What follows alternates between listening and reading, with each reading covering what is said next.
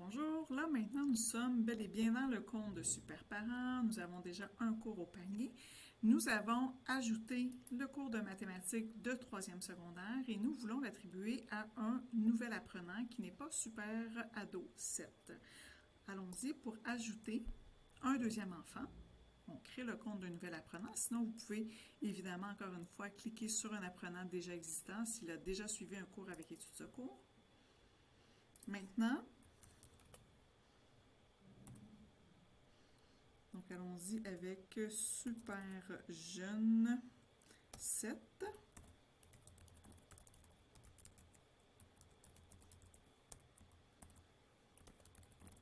Nous refaisons les mêmes étapes. Donc, merci de votre patience. Le petit mot de passe usuel.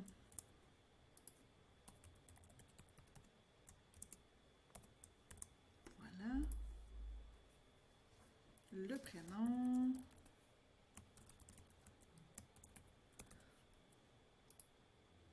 Toujours les dates de naissance qui sont super importantes pour nous, pour générer les bulletins.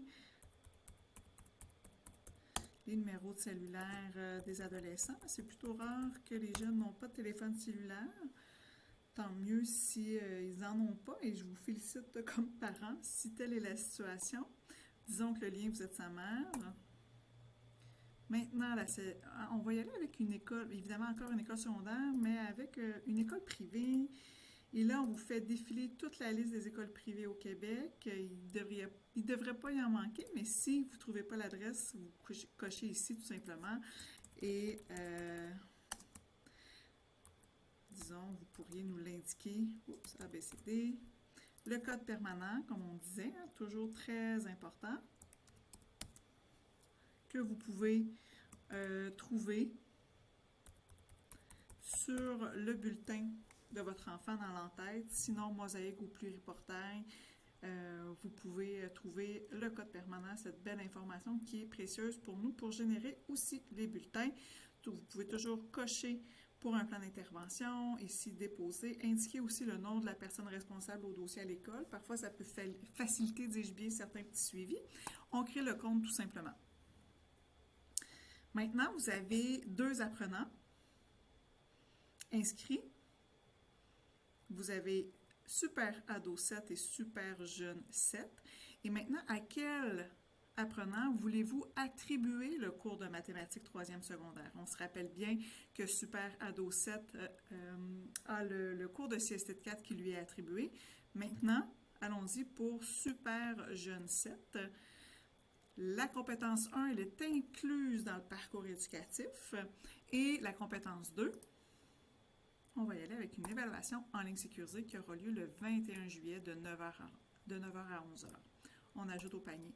Au sujet des exigences technologiques, vous savez, webcam, connexion haute vitesse stable, Wi-Fi ou filaire, de même que, évidemment, de mettre à jour le Chrome, là, ici, tout simplement en haut. On s'assure qu'il n'y a pas de mise à jour qui soit exigée.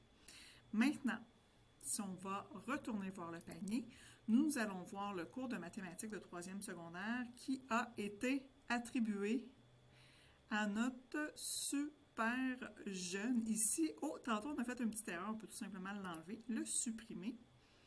C'est comme si on avait attribué à Super Ado aussi le cours de maths de 3, donc le système peut tout à fait s'ajuster. On supprime et maintenant voici le portrait de la facturation.